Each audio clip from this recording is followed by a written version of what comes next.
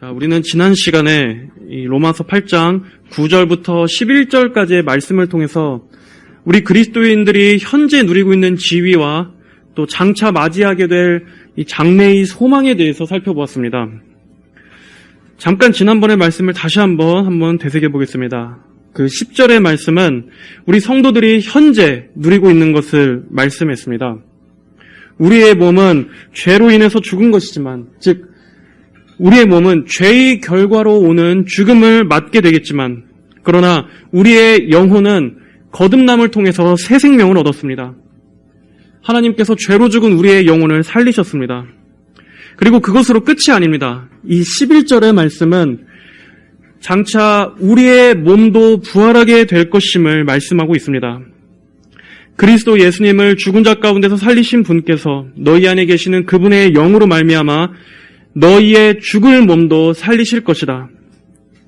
이렇게 성도들에게는 장차 영화로운 몸의 부활이 기다리고 있습니다. 우리는 최종적으로 더 영광스러운 전인의 구원을 맞이하게 될 것입니다. 지금 이렇게 약하고 늙어가는 몸이 아닌 그 날에는 이제는 어떠한 제약도 없고 아픔도 없는 영광스러운 몸의 부활을 하나님께서는 우리 성도들에게 약속해 주셨습니다. 그러므로 우리 성도들은 두 가지 살리심을 입은 존재입니다. 먼저는 우리의 영혼이 살림을 받았고 장차 우리의 몸도 이 부활 생명을 얻게 될 것입니다. 그리고 바울은 이 모든 일을 결국 삼위일체 하나님께서 이루신 것이라고 보여주고 있습니다. 성부, 성자, 성령, 삼위 하나님께서 우리의 구원을 위해서 협력하셨기 때문에 이 일은 반드시 이루어질 일들입니다. 그러므로 우리 성도들은 항상 이 부활의 소망을 바라보며 살아가야 합니다. 우리의 최종적인 상태가 어떠할지를 기대하면서 장차 그 날이 우리에게 점점 가까이 다가옴을 바라봐야 하는 것입니다. 이것이 매일매일을 살아가는 우리 성도들의 힘이자 진정한 소망입니다.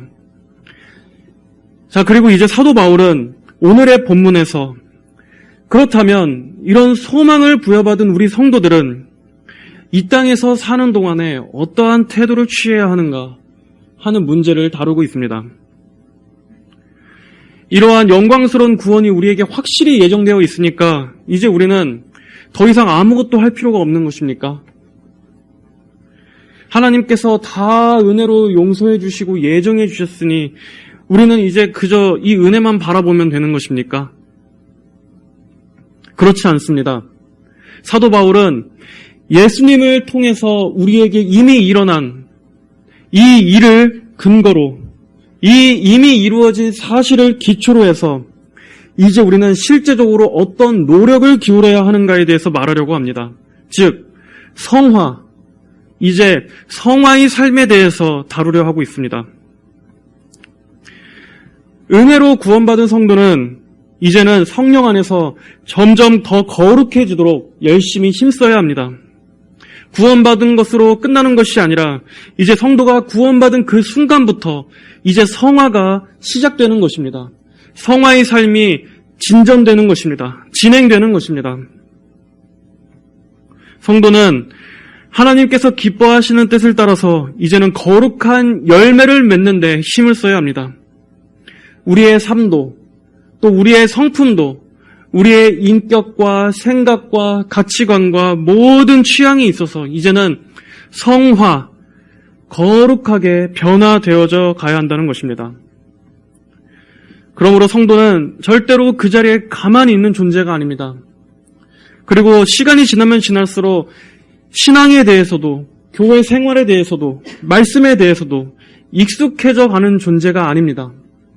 오히려 시간이 지날수록 그 믿음이 쇠하여져 가고 주님에 대한 사랑이 식어져 가는 것은 성경에서 볼 수 없는 모습입니다. 성경에서는 시간이 가면 갈수록 믿음이 식어지고 사랑이 미지근해지는 성도를 결코 바른 성도의 모델로 제시하고 있지 않습니다. 오히려 성도는 계속 달려가는 것입니다. 자라나는 것입니다. 세워져 가는 것입니다. 이것이 성경에서 말하는 참 그리스도인의 전형적인 모습입니다. 물론 그렇다고 이것을 오해해서는 안 됩니다. 구원받았더라도 우리의 행위로서 어떤 구원에 남은 나머지 완성을 이루는 것이 아닙니다. 또 우리가 구원받았어도 우리가 거룩한 행실을 끝까지 이어가지 못하면 도중에 버림받는다라는 것을 말하는 것도 아닙니다.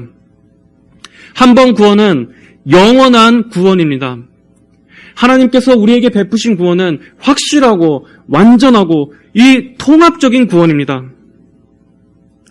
하나님께서 시작은 은혜로 구원해 주셨는데 도중에 다시 행위의 잣대로 되셔서 중간에 구원을 박탈하시거나 한다는 그러한 식의 구원은 비성경적인 구원입니다. 하지만 오늘날에는 그런 식의 구원론이 팽배합니다. 하지만 그런 주장들은 다 이단적인 구원론입니다. 왜냐하면 구원의 작정과 그 구원의 예정, 그 출발이 하나님으로부터 출발한다는 것을 그들은 모르기 때문입니다. 하나님께서도 하나님 앞으로 펼쳐질 일들에 대해서 하나님 자신도 모른다라는 신학을, 이것을 열린 신학이라고 하는데 그러한 논리를 전제하고 있기 때문입니다.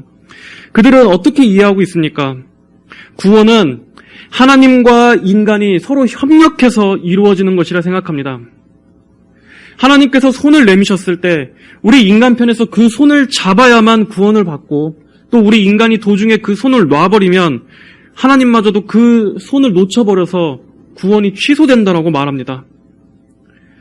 하지만 여러분 잘 생각해 보십시오. 그들이 말하는 그런 구원에서 하나님은 얼마나 무력한 분으로 묘사되고 있습니까? 인간의 의지에 하나님께서 휘둘리시는 분으로 묘사되고 있지 않습니까? 하나님께서 아무리 사람을 구원하시려고 해도 인간 편에서 그 손을 놔버리면 하나님께서도 어떻게 하실 수 없는, 하나님마저도 그 손을 놓쳐버릴 수밖에 없는 그런 하나님은 성경 어디에서도 찾아볼 수 없는 하나님입니다. 그런 하나님이 도대체 어떻게 전능하신 하나님이고 어떻게 그런 구원을 우리가 은혜라고 감사할 수 있겠습니까? 성경의 하나님은 어떠한 분이십니까? 성경에 나오는 하나님은 한 번 택하신 자들을, 한 번 하나님의 백성으로 딱 붙잡으신 자들은 절대로 결코 놓치시는 법이 없으신 하나님이십니다. 심지어 설령 그들이 죄악에 빠지더라도, 아주 악한 배도의 지경까지 가더라도 하나님께서는 그들이 하나님의 택자라면 잠깐 동안은 그들을 징계하시더라도 다시 회복시키셔서 하나님의 백성의 길을 끝까지 걸어가도록 이끄시는 분이십니다. 이처럼 하나님께서 세우신 계획은 절대로 실패하는 법이 없습니다. 한번 손으로 붙드신 영혼은 끝까지 믿음의 길을 가도록 지키시고 보호하시고 인도하십니다.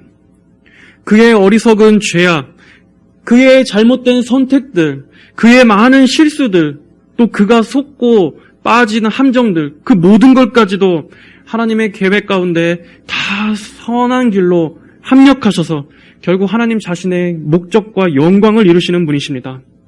이것이 성경에서 일관되게 보여지시는 하나님의 성품입니다. 그렇기 때문에 우리는 구원이 전적인 하나님의 은혜요, 또 이 구원을 통해 하나님의 영광을 찬송하고 신뢰할 수 있는 것입니다. 자, 그렇다면 한 번 구원은 영원한 구원이라면서 왜 성경에서는 때때로 우리의 노력을 이렇게 요구하고 있습니까? 왜 이미 성도들이 구원받았음에도 왜 우리에게 구원을 위해서 계속 힘쓰라라고 말하고 있습니까? 예를 들면 빌립보서 2장 12절의 말씀, 두려움과 떨림으로 너희의 구원을 이루라라는 이러한 말씀, 이런 구절들은 어떻게 해석해야 합니까? 두려움과 떨림으로 너희의 구원을 이루라. 마치 이 말씀은 구원의 완성이 우리의 의지에게 달려있는 것처럼 읽히는데 이 말씀은 어떻게 조화롭게 해석해야 합니까? 먼저 이 말씀은 구원을 이루기 위해서는 행위로 완전해져야 한다 하고 주시는 말씀이 아닙니다. 이 말씀은 칭의의 측면에서 하시는 말씀이 아니라 성화의 측면에서 하시는 말씀입니다. 즉 구원받은 성도는 장차 우리의 영혼과 몸이 완전하게 구원받게 될 그 날이 확실히 오겠지만, 그렇다고 아니라고 나태하게 살아가서는 안 됩니다. 너희의 구원을 두려움과 떨림으로 너희의 구원을 이루라. 즉 영적 경각심을 가지고 힘써 거룩을 위해 살아라. 죄와 부단히 싸우고 전진하라 라는 뜻인 말씀입니다. 왜 이래야 합니까? 구원이 취소되기 때문이 아닙니다. 구원이 취소되기 때문에 노력하라는 말이 아닙니다. 오히려 성도가 열심을 내야 하는 동기는 무엇입니까? 열심을 내지 않으면 멸망하기 때문입니까? 도중에 지옥에 가기 때문입니까? 구원이 박탈당하기 때문입니까? 성도가 열심을 내야 하는 그 동기는 무엇입니까? 바로 하나님에 대한 사랑과 하나님의 영광 때문입니다. 이것이 우리 모든 성도들이 열심히 살아야 하는 이유입니다. 지옥에 갈까 봐서가 아닙니다. 지옥 갈까 봐 무서워서가 아닙니다. 버림받을까 봐도 아닙니다. 하나님을 기쁘시게 하고 하나님을 사랑하기 때문에, 그 은혜가 너무나 감사하기 때문에 이것이 성도가 열심을 내는 동기가 되는 것입니다. 그러므로 우리 성도들은 더 이상 율법의 정죄 때문에 성화를 이루는 것이 아닙니다. 우리는 이미 율법의 정죄에서 해방된 존재입니다. 우리는 율법을 위해서 일하는 자들이 아닙니다. 우리가 받은 이 구원의 은혜 때문에, 이 구원의 감사 때문에 성화를 위해 힘쓰는 것입니다. 이것이 거듭나지 않은 하나님의 자녀가 아닌 불신자들이 자신들의 의를 위해서 노력하는 그 동기와 구원받은 은혜에 감사해서 열심으로 살아가는 성도 간의 근본적인 차이입니다. 우리는 두려움 때문이 아니라 종의 영으로서가 아니라 하나님의 자녀로서 사랑이 우리의 동기가 되는 것입니다. 또 우리는 구원과 성화의 차이, 구원과 성화의 차이를 좀 더 교리적인 내용으로 이해를 가지고 있어야 합니다. 먼저 구원은 하나님과의 협력이 아닙니다.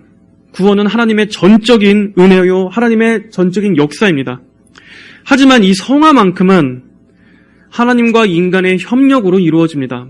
성도가 하나님의 사역에 협력하는 것입니다. 구원은 전적인 은혜요, 성화는 하나님과 인간의 협력이라는 것을 잘 기억하십시오. 물론 하나님과 인간의 협력이라고 해서 마치 하나님과 우리가 동등한 위치에 있다, 하나님과 우리가 같이 일을 이루어 간다라는 의미는 아닙니다. 성화 역시도 여전히 주체는 성령 하나님이십니다. 이 점을 잊어서는 안 됩니다. 그러나 성화는 하나님의 사역에 우리 인간이 협력하는 식으로 이루어져 갑니다. 어떤 식으로입니까? 우리 성도들이 적극적으로 의를 위해서 살고, 우리가 힘써 기도하고, 영적인 싸움을 통해서 성화에 힘써 나가는 식으로 이루어져 갑니다. 우리는 우리를 대적하여 싸우는 원수 마귀들과 싸우기 위해서 부단히 우리 자신을 깨어있도록 의지를 바라여 노력도 해야 합니다. 또 어려운 고난이 닥쳤을 때는 하나님을 의지하고 붙잡고자 하는 믿음도 발휘해야 합니다. 우리는 또한 말씀에 기록된 여러 가지 경고와 훈계의 말씀들을 살펴보면서 이 땅의 수많은 유혹과 죄와의 싸움을 계속하고, 또 우리 곳곳에 이렇게 넘쳐있는 함정들도 피해야 합니다. 그리고 하나님께서 주신 은혜의 방편들, 이런 예배와 또 말씀 읽기와 또 기도, 그리고 성례들, 어떤 성찬과 세례들, 이러한 거룩한 성례들을 통해서 계속해서 하나님을 알아가고 하나님을 배워가고 하나님에 대한 믿음으로 돌이키고 하면서 자라나도록 힘써야 합니다. 이런 식으로 하나님의 사역에 우리 성도들이 참여하는 것입니다. 능동적으로 성화에 힘을 기울이는 것입니다. 그리고 이 모든 것 위에 성령 하나님의 도우심을 구해야 합니다. 이렇게 우리 쪽에서 최선을 다하고 하나님께서도 하나님의 일들을 계속 하시되, 또 우리는 우리의 열심을 바라면서 이러한 과정들 가운데 우리는 하나님을 더 인격적으로 배우게 됩니다. 알아가게 되고 만나게 됩니다. 또 이러한 과정들을 통해서 우리는 더 기도하게 됩니다. 하나님께 더 의지하는 법들도 체험적으로 배우게 됩니다. 그리고 하나님의 은혜가 없이는 아무것도 할 수 없다라는 것을 더 절감하면서 하나님을 향한 감사와 의존도 늘어가는 것입니다. 이렇게 성화는 하나님을 사랑하는 우리의 마음을 증명해 줍니다. 성화는 구원의 요건은 아니지만 구원의 결과입니다. 은혜 받은 자의 결과입니다. 그렇기 때문에 우리가 성화가 되지 않는다면 우리는 이 문제를 한번 심각하게 생각해야 합니다. 신앙생활을 오래 했음에도 그다지 내가 크게 자라나지 않고 있다면 우리는 자신의 성화에 대해서 하나님 앞에 다시 한번 좀 점검하고 생각하고 기도해 볼 필요가 있습니다. 성화는 구원받기 위해서가 아니라 구원받은 성도라면 마땅히 나와야 하는, 그리고 자라나야만 하는, 점점 불어나야만 하는 확연한 열매이기 때문입니다. 자, 이제 사도 바울은 오늘의 12절에서 이렇게 시작합니다. 그러므로 형제들아, 우리는 육체를 따라 살도록 육체에게 빚을 진 자가 아니다. 자, 바울은 여기서 시작을 이 그러므로라고 시작하면서 우리가 지난번에 살펴봤던 이 10절, 11절의 말씀의 내용과 이어지는 것임을 말하고 있습니다. 너희에게 이렇게 10절, 11절의 일들과 같은 이러한 일들이 일어났으므로, 그러므로 이제는 너희에게 일어난 이 일들을 근거로 해서 너희가 어떠한 신분이 된 것을 기억해야 한다라는 것입니다. 우리는 어떤 존재라고 말합니까? 우리에게 어떤 일들이 일어났습니까? 우리는 죄의 통치에서 벗어나 은혜의 통치로 넘겨졌습니다. 또 성령님을 통해 우리 안에는 새로운 본성이 심겨진 자들입니다. 그리고 또 하나님께서는 여러분의 그 속사람을 변화시켜 주셨습니다. 아무도 바꿀 수 없는 그 속사람을 하나님께서는 변화시켜 주셨습니다. 그리고 우리에게는 이 부활의 소망이 주어졌습니다. 그렇기 때문에 이제 성도는, 그리스도인은 이전과는 확실히 다른 사람이 되었습니다. 이전과는 확실히 다른 생각, 다른 소망을 가지고 살아가는 사람이 된 것입니다. 질적으로 완전히 다른 사람이 되었다는 것입니다. 바울은 먼저 이것을 말하고 있습니다. 바울은 항상 그의 서신서, 그의 모든 메시지들을 항상 이런 식으로 말합니다. 너희가 무엇을 해야 한다 라고 말하기 이전에, 이런 행위를 강조하기 이전에 먼저 너희에게 무슨 일이 일어났는가, 하나님께서 너희에게 어떻게 역사하셨는가, 그것을 먼저 바라보게 하는 것입니다. 세상에서는 어떤 사람을 개선시키거나 변화시킬 때 어떠한 행동을 요구합니다. 어떠한 마음의 변화를 우리가 갖추어라, 작은 습관부터 고쳐라, 마인드를 바꿔라, 어떠한 행동을 실천하라. 이것이 이 세상에서 사람의 변화나 개선을 요구하는 방식입니다. 하지만 성경은 그런 식으로 사람을 변화시키지 않습니다. 사람의 변화와 개조가 그런 식으로는 절대 불가능하다라고 말합니다. 오히려 성경은 이렇게 말합니다. 너희에게 무슨 일이 일어났는가? 하나님께서 너희에게 어떠한 일을 행하셨는가? 이것을 바라보라고 말합니다. 바울이 항상 메시지를 전개하는 방식도 그렇습니다. 그리고 이것이 성경의 방식이기도 합니다. 그저 우리들더러 무작정 죄와 싸우라, 무작정 성화에 힘쓰라 라고 말하지 않습니다. 그 전에 먼저 무엇을 말합니까? 우리는 무엇을 먼저 알아야 합니까? 과거와 지금 현재를 비교해보고 너희에게 어떠한 변화와 어떠한 소망이 일어났는가를 먼저 생각하라. 하나님께서 너희를 대신하여 어떠한 일을 행하셨고 그로 인해 너희가 이제 어떠한 신분으로 변화된 것을 바라보라. 그리고 그 다음에 그에 합당한 행위를 하라. 라는 순서로 나아가는 것입니다. 그러므로 형제들아, 우리는 육체를 따라 살도록 육체에게 빚을 진 자가 아니다. 육체에게 빚진 자. 우리는 과거에 마치 채무자들에게 쫓기는 빚쟁이처럼 우리는 육체에 매여 살아갈 수밖에 없는 죄인의 상태였습니다. 우리는 육체에 순종할 수밖에 없고 육체에 충성할 수밖에 없었던 존재입니다. 이것이 죄와 우리의 관계였습니다. 우리는 죄와 육체에 대해서 채무자였습니다.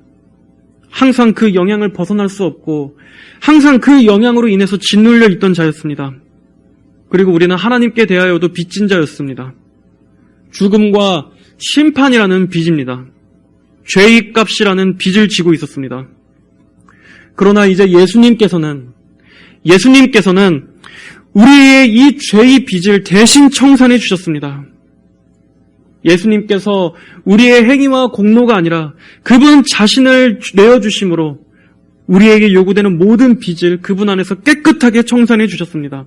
그래서 우리는 아무것도 우리가 한 것이 없음에도 그 죄와 육체에 대해서 이제 더 이상 아무 관계가 없는 존재가 되었습니다. 매여 있지 않을 수 있습니다. 완전한 자유인의 신분이 된 것입니다. 그리고 대신 이제는 은혜의 빚을 졌습니다. 우리는 죄와 육체를 위해서 충성하지 않고 이제는 은혜에 충성하여 살아야 할 의무가 생긴 것입니다.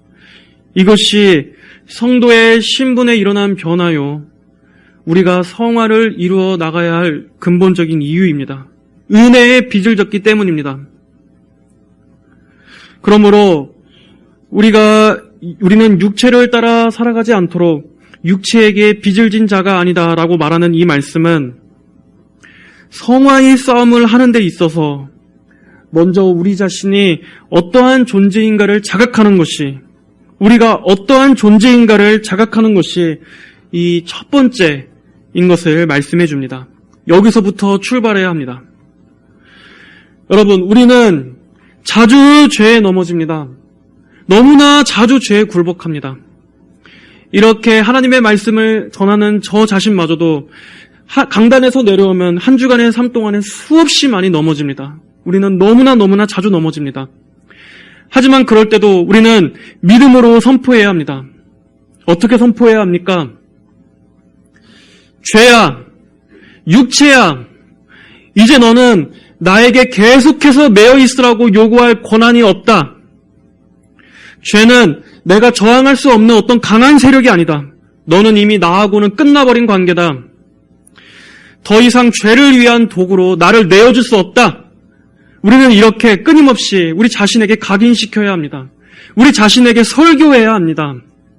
이것이 죄의 빚에서 벗어난 성도가 가져야 하는 생각입니다. 죄의 빚에서 벗어나기 위해서가 아닙니다. 우리는 벗어났습니다. 이미 현재 일어난 일입니다. 그러므로 우리는 우리의 생각을 바르게 탑재해야 합니다. 우리의 생각부터 바르게 가져야 합니다. 우리 성도가 어떠한 신분인지를 자각해야 합니다. 이러한 믿음은 이 성화의 싸움이 나 자신에게 달린 것이 아님을, 나에게 달린 것이 아님을 깨닫게 해줍니다. 내 안에서 끌어올린 힘은 반드시 지고 맙니다. 우리는 결코 죄를 이길 수 없습니다. 만약 내가 내 힘으로 죄를 이기려 한다면 나는 죄를 지을 때마다 아마 수없이 패배감을 맛보게 될 것입니다. 수없이 좌절하게 될 것입니다. 수없이 내가 쌓은 이 경건의 성이 무너지는 것을 겪게 될 것입니다. 그리고 마침내 우리는 구원의 확신도 잃어버리게 될 것입니다. 그러나 여러분, 예수님께서 이루신 그 일에 기초를 두십시오. 여러분이 쌓아 올리는 것이 아니라 이미 쌓아 놓으신 그 일에 여러분의 기초를 거기에 두십시오. 그렇다면 비록 넘어져도 우리는 절망하지 않을 수 있습니다. 오히려 우리의 넘어짐이 그리스도의 은혜에 대한 더 감사로 이어질 것입니다. 내가 할 수 없는 그 거룩을 예수님께서 다 이루셨다는 그것을 바라볼 때마다 우리는 더 소망을 가질 수 있을 것입니다. 이렇게 성경은 계속해서 그리스도의 사역에 우리의 소망을 두게 합니다. 너희 자신은 점점 아무것도 신뢰하지 마라.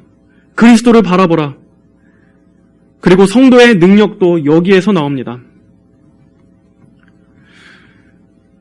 우리는 죄와 정면으로 싸움으로써 죄를 이기는 것이 아니라, 우리가 죄와 정면으로 싸우면서 죄를 이기는 것이 아니라 은혜를 바라보고 이 은혜를 의지할 때 죄의 힘을 더 효과적으로 약화시킬 수 있다는 것을 알아야 합니다. 이것이 아주 중요합니다. 내가 의기양양하게 죄와 맞서 싸워서 죄를 이길 수 있는 것이 아닙니다.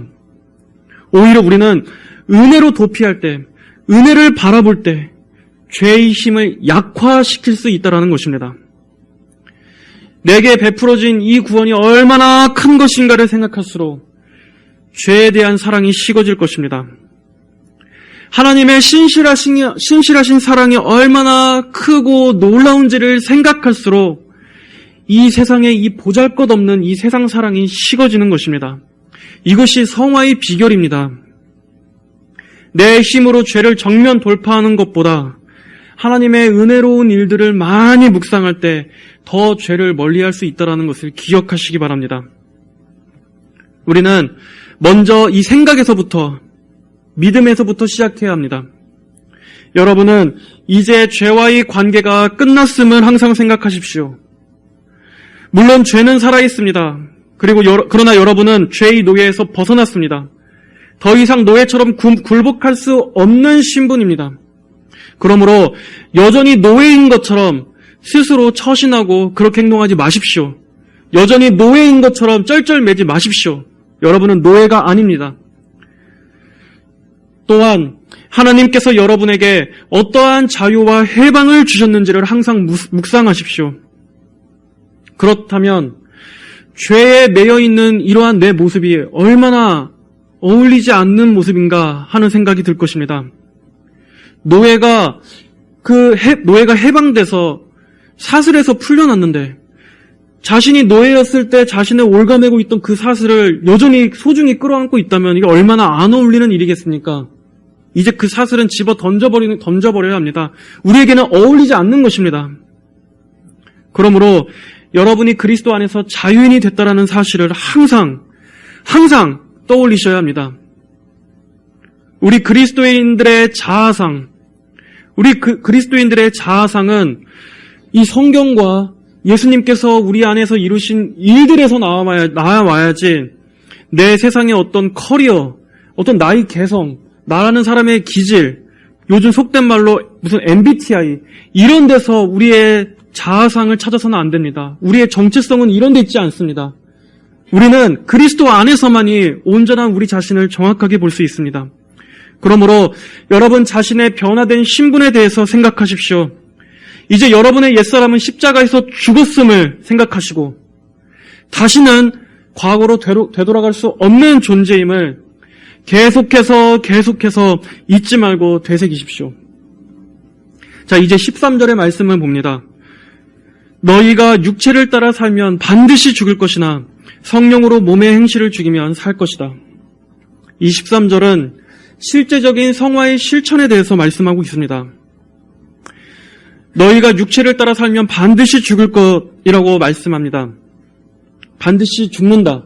이것은 멸망한다는 것을 말합니다. 하나님으로부터 완전히 분리되는 이 심판의 멸망, 즉 둘째 사망, 영원한 지옥의 멸망을 말합니다. 바울은 말합니다.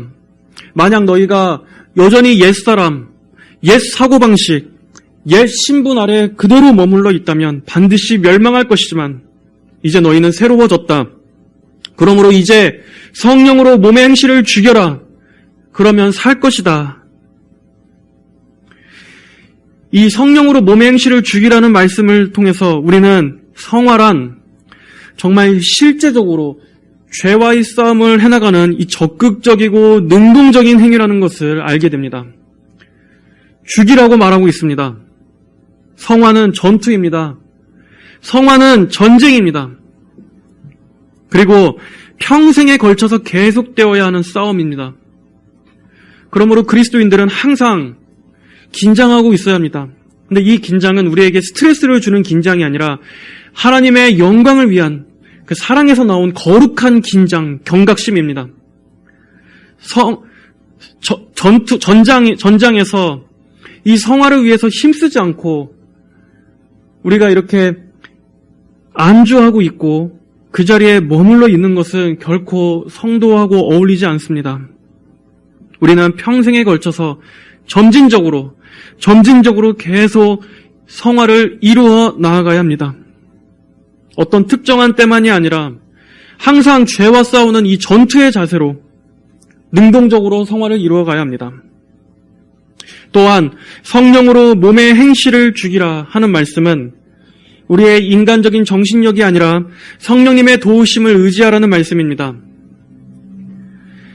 하나님께서 주신 우리의 변화된 신분을 생각하고 또 이 말씀을 의지하면서 믿음으로 싸우라. 성령께서 하신 일들을 바라보고 의지하라.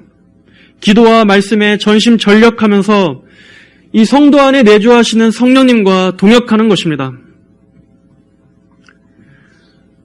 성경은 절대로 나약하고 무능력한 그러한 모습을 그리스도인의 모습으로 묘사하고 있지 않습니다. 베드로전서 2장 10절에서는 이렇게 말씀합니다. 사랑하는 자들아, 나는 외국인과 나그네 같은 너희에게 영혼을 대적하여 싸우는 육체의 정욕을 제어하라고 권한다. 영혼을 대적하여 싸우는 육체의 정욕을 제어하라. 이 말씀은 단호한 명령입니다. 이러한 단호한 명령을 무시한 채 모든 싸움을 다 포기하고 이 세상에 그저 나약하게 휘둘리는 그리스도인, 이러한 그리스도인은 성경에 없는 그리스도인입니다. 우리는 육체의 정욕, 우리 안에 있는 이 육체의 정욕이 언제나 우리의 영혼을 대적하여 싸우려 한다는 것을 늘 인식하고 육체의 정욕을 제어하고 다스려야 합니다. 저항해야 합니다. 또 로마서 13장 13, 14절은 어떻게 말씀하고 있습니까? 낮에 행동하듯이 단정히 행하고 방탕과 술 취함과 음란과 호색과 다툼과 시기를 멀리하고 오직 주 예수 그리스도로 옷 입고 정욕을 위하여 육신의 일을 도모하지 마라 라고 말씀하고 있습니다. 우리는 이 말씀에서 모든 더러움의 일들을 멀리하고 끊고 즉시 중단해야 하는 것을 요구받게 됩니다. 우리는 이러한 실제적인 노력도 해야 합니다. 죄를 멀리하고 여러분의 영혼을 쇠하게 하는 일들, 하나님으로부터 멀어지게 하는 그런 아주 사소한 것들까지도 끊고 중단하고 물리치십시오. 하나님께서는 우리가 할 수 없는 명령을 주시지 않았습니다. 그러므로 저는 할 수 없습니다. 이건 제게 너무 무겁습니다. 라고 말하지 마십시오. 우리가 죄와 치열한 전쟁을 하기로 선포할 때 우리의 능력이 아닌 바로 우리 안에 내주하시는 이 성령님께서 우리 몸의 죄악된 행실을 죽이실 것입니다. 내주하시는 성령님을 힘입어서 우리는 이러한 죄들을 문자 그대로 죽여야 합니다. 끊어야 합니다. 물리쳐야 합니다. 기도로 짓밟아야 합니다. 이렇게 성화에 있어서만큼은 실제적인 싸움이 있어야 합니다. 여러분의 의지를 바라십시오. 기도로서 힘을 얻고 실제 삶 가운데서 싸우십시오. 여러분의 영혼에 해가 되는 것들을 단호히 끊으십시오. 교묘하게 죄를 충동질하는 모든 것들을 멀리하십시오. 그리고 그 자리에서 빠져나오십시오. 절대로 가까이 하지 마십시오. 나를 세상으로 더욱더 이끄는 것들, 그리고 내 마음에 불신앙적인 생각이 들도록 틈타는 것들, 그러한 것들이 있다면 속히 그 생각을 쫓아내시고 그러한 음성의 마음을 뺏기지 마십시오. 우리는 우리의 마음을 하나님께로부터 돌아서게 만드는 그 모든 종류의 일들을 단호하게 물리쳐야 합니다. 이런 말이 있습니다. 새가 우리 머리 위에 날아다니는 것은 우리가 막지 못해도 그 새가 우리 머리 위에 집 짓는 것은 막을 수 있다라는 말이 있습니다. 우리가 살아가면서 여러 가지 죄의 유혹에 노출되는 것은 다 막지 못해도 그 죄가 우리의 영혼에 자리를 잡고 집을 짓는 것은 우리는 막을 수 있습니다. 쫓아낼 수 있습니다. 거기서 벗어나셔야 합니다. 눈을 돌려야 합니다. 보디발의 아내의 유혹을 단호하게 물리쳤던 요셉과 같이 그 자리에서 떠나야 합니다. 오늘날에는 이러한 신앙을 율법주의적이고 정말 무슨 엄격한 금욕주의처럼 자유함이 없는 신앙이라고 비난합니다. 그러나 성경에서는 이 경건의 의무를 위해서 힘쓰라고 얼마나 많이 말씀하고 있습니까? 심지어 피 흘리기까지 죄와 싸우라고 말할 정도입니다. 특히 지금 이러한 시대같이 우리의 사방에 많은 죄의 유혹과 또 불신앙이 가득한 이러한 시대 때 우리가 전심전력하여 깨어있지 않는다면 우리의 영혼을 정말 보장할 수 없습니다. 그저 아무런 싸움도 안 하고 가만히 앉아 있으면서 은혜로 구원받는 일이란 없습니다. 진정으로 구원받은 성도라면 이러한 악한 시대에서 자신의 영혼을 위해 기를 쓰고 전투할 것입니다. 이 시대의 어둠에 저항하기 위해 어떻게든 더 이 영혼이 살기 위해 분투할 것입니다. 그것이 그 영혼이 진정으로 거듭났다는 증거입니다. 골로새서 3장 1절부터 3절은 말씀합니다. 그러므로 너희가 그리스도와 함께 살리심을 받았으니 위에 있는 것들을 찾아라. 거기에는 그리스도께서 하나님의 오른쪽에 앉아 계신다. 위에 있는 것들을 생각하고 땅에 있는 것들을 생각하지 마라. 너희는 이미 죽었고 너희 생명이 그리스도와 함께 하나님 안에 감추어져 있기 때문이다. 이 세상 모든 사람들이 설령 다 땅의 일들에 몰두하며 산다고 할지라도, 그리고 우리 성도들 역시 그 안에서 같이 엮여 산다 할지라도 우리는 우리만큼은 우리의 시선을 저 위에 두어야 합니다. 위의 것을 생각해야 합니다. 왜냐하면 우리는 그리스도 안에서 그리스도와 함께 죽었기 때문입니다. 더 좋은 생명의 면류관을 얻기 위해서 우리는 최종적인 구원의 날까지 끝까지 경주하는 선수처럼 우리 자신을 절제하고 통제하고 또 스스로 몸을 쳐 복종하는 몸부림이 우리에게는 필요합니다. 땅의 일들이 아닌 이 위를 바라보시고 위의 것을 찾으시기를 바랍니다. 그리고 하나님의 소망 있는 약속들로 여러분의 마음을 채우십시오. 헛된 일들에 시간을 낭비하지 마시고 그런 일들의 마음을 뺏기지 마시고 영원한 곳을 바라보십시오. 여러분의 신분에 걸맞도록 생각하고 살아가십시오. 그리고 우리의 영혼에 공백이 생기지 않도록 항상 기도와 말씀으로 채우십시오. 우리의 영혼이 비어 있으면 항상 그 틈으로 이 세상 정욕과 불신앙이 차고 들어옵니다.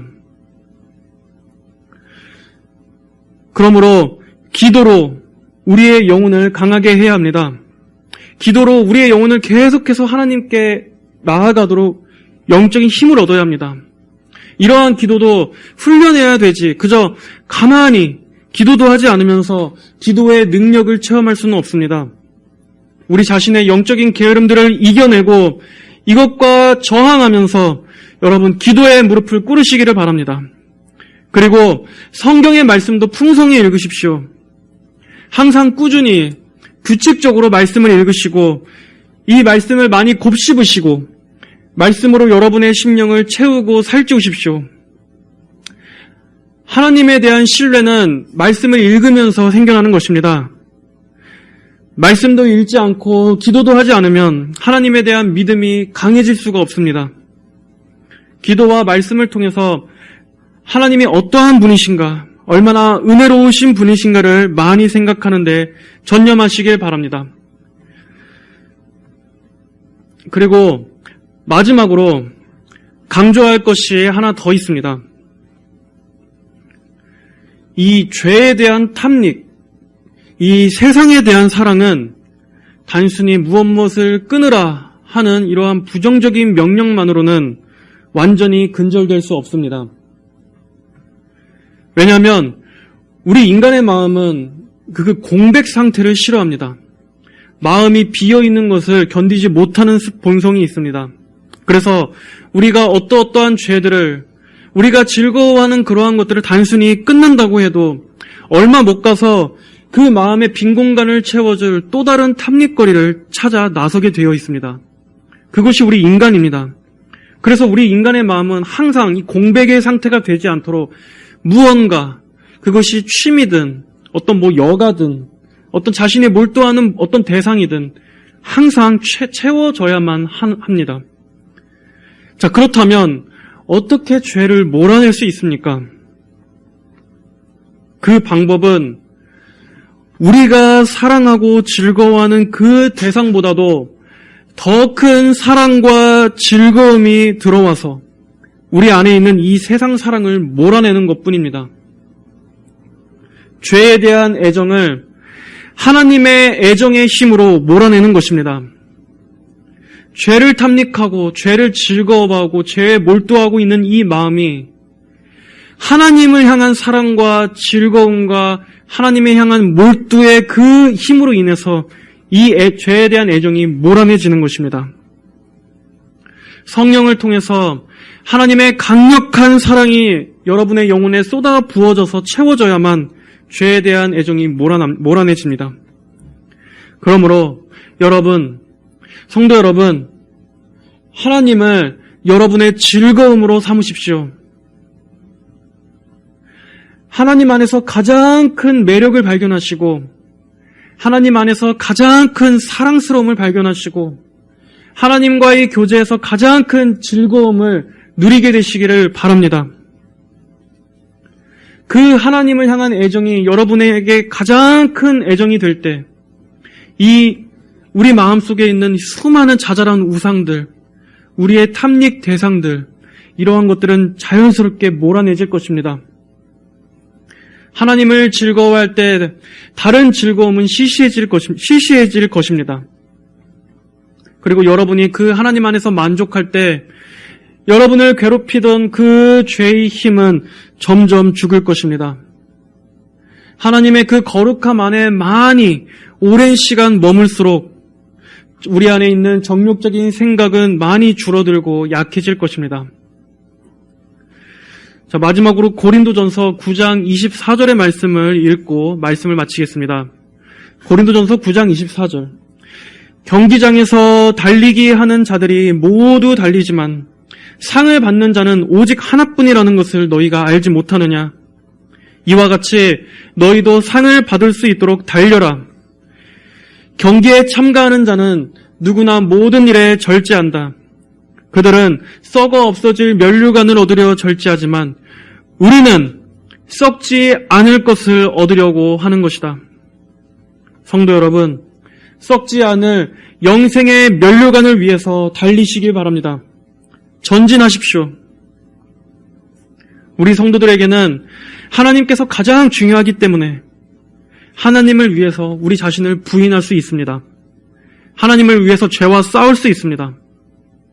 우리의 능력이 아닌 이 모든 것을 가능하게 하시고 힘을 주시는 성령께서 우리 성도들 안에 살아 역사하시기 때문입니다.